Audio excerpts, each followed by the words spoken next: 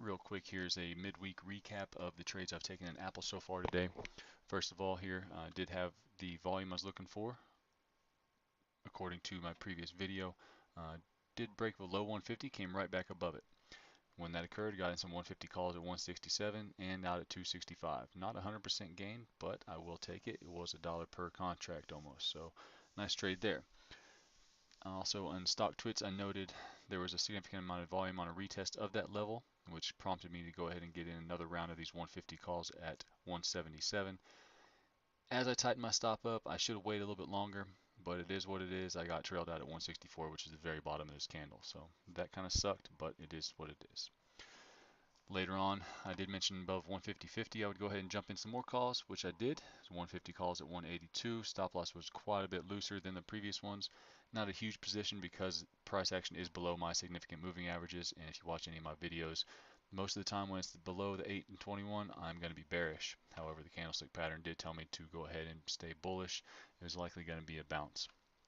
I held through the close on the day. Nice gap up the next day and got out at 270. Nice gain there. Could have held and got a little bit more, but I was a little anxious, wanted to lock in the profits, and just left some on the table. So no worries there. I will learn from it, move on, and capitalize on the next one. Next trade I got into was some 152.5 calls. Once I saw some consolidation and a break above, good amount of volume down here below at 1 o'clock.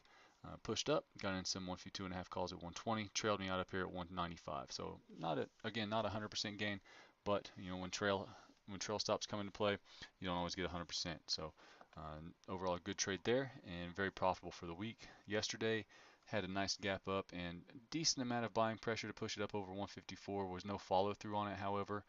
So I got in some 155 calls at 72 and now at 79. If it didn't run right away, didn't want to stay into it. Just expected some chop.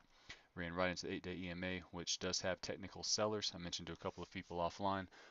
That's just a technical level. I mean, when you have something coming up that's a significant level that professionals will use, algos will use, it's going to be a little bit of chop there. So right now going forward, there's not really much to do.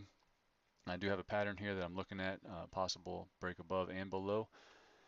The pattern it's set up here on the longer time frame over the past week to 10 days is inverted head and shoulders with a measured move of about $4.80. If it breaks above 154.80, could see an overall target of 159.5 to 159.60 area. But for my most immediate trade here, I'm going to be looking for a move above that 154.80 into 157.5 to 158 range up here.